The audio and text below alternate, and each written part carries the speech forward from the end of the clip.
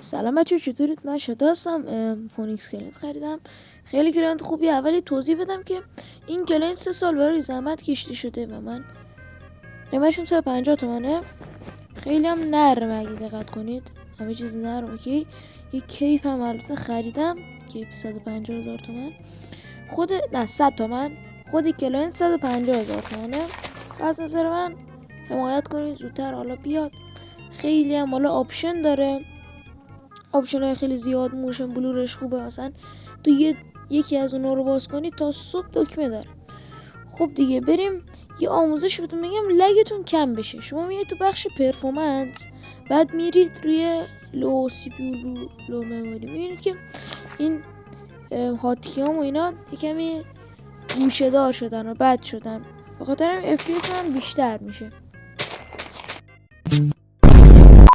خب دیگه بریم تو گیم تستش کنیم. خب چه اگه خبر داشته باشید، من واسم قطع بس میشد زد و آره تو کامیونیتی پستم که گذاشتم دادم خورد و خاکشیرش کردم، پودر شد و بعدم نابودش کردم، آتیشش زدم و همین واسم که الان دستم هم خرابه. مشکل داری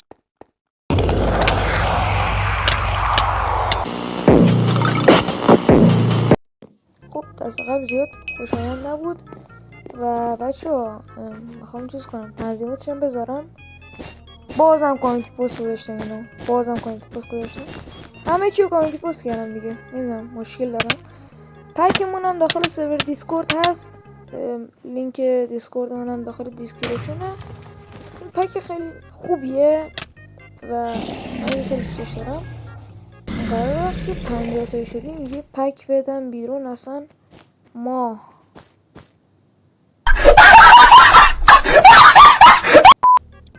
راستی بچه ها حمایت کنید زودتر موز بگیرم.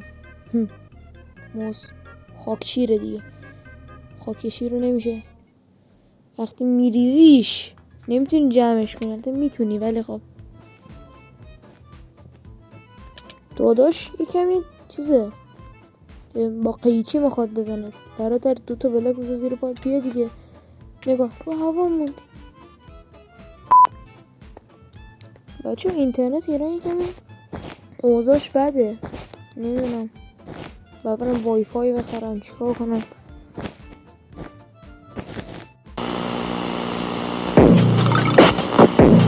خب از نت ایران هم بگذریم. کلا من به فونیکس کلاینت یعنی میگم بهتون که بخرید و در یعنی از سی ام کلاینت هم بهتره. وقتی مثلا شما کلاینت پریمیوم ندارید میتونید اینو بخرید، بهترین کلاینت هاست، جزو بهترین کلاینت ها البته قبل از کلاینت بدلاین و لونار و کلا چیز خوبیه، من که دوستش داشتم. آفتاب مشتاق کرده در این دنیا مثل اینکه برادر دایمندا رو برداشت در رفت.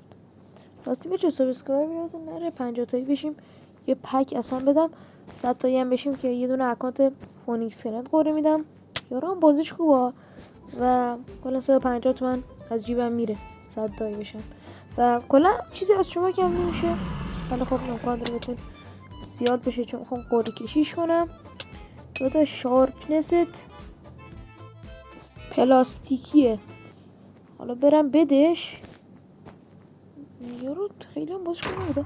دمت گرم سید، خیلی داشت. خب دیگه بدشو بزنم.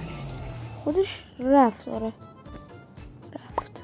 یه گلدن اپل بگیرم برم بدش دیگه. یه گل داره،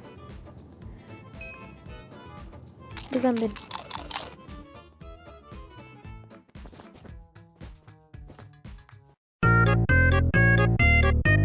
خب برادر بیا اینجا. اوه بابا پارم کردی. ولی خب خوشبختانه هنوز بد داریم. برم یه بیریج بزنم به سمت دایمندا، یکم دایمند بردارم بیام، بعد سابسکرایب یاد نره بازم میگم دایمندا رو بردارم یه شارپنس بخرم دیگه.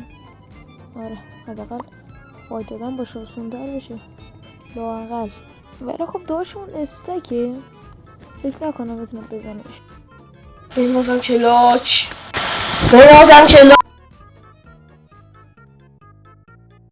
خب بچه متاسفانه یه وین هم نگرفتیم تا یه دیگه خدافظ.